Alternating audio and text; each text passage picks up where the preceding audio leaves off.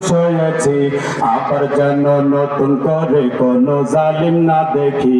কয় বছর আগের মন্ত্রী সৌদির টাকায় মডেল মসজিদ বানাইয়া নিজেদেরই উন্নয়নের নামে দিল চালাইয়া।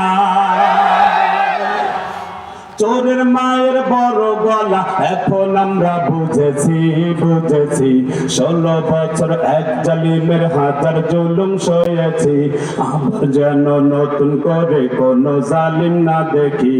16 বছর উন্নয়নের নামে তোমরা কত কিছু দেখাইলাম, সরকারি সব উন্নয়নে রডের বদলে বাস দিলাম। ইলেকট্রনিক ভোটিং মেশিন ছিল আরেক বাটপারি। কয় বছর চোরের মতো পালাই গেল আলেমদেরকে মারিয়াম, প্রতিশোধটা নিল আবার বন্যার পানি সারিয়া। দেশের সবাই বলছে তুমি মোদি দাদুর বান্ধবী। 16 বছর এক জালিমের হাজার জুলুম সয়েছি আবার যেন নতুন করে কোন জালিম।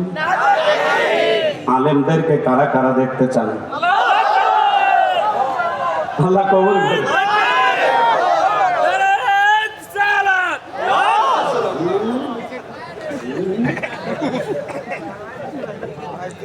কষ্ট পেলেন?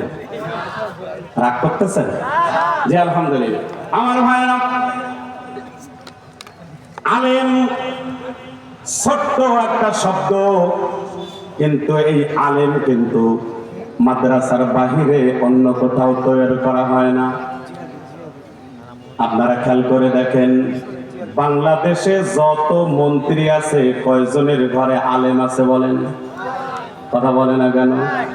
যত এমপি আছে আপনাদের পঞ্চগড়ে কয়জন চেয়ারম্যানের ঘরে হাফেজ আছে? আপনি খোঁজ নিয়ে দেখেন তো কয়জন মেয়রের ঘরে মুফতি মাওলানা মুহাদ্দিস আছে? নাই। যাদের ঘরে আলেম নাই এরা যদি দেশ চালায় এরাই তো আলেমদেরকে আয়না ঘরে ঢুকাবে, এটাই তো স্বাভাবিক ব্যাপার।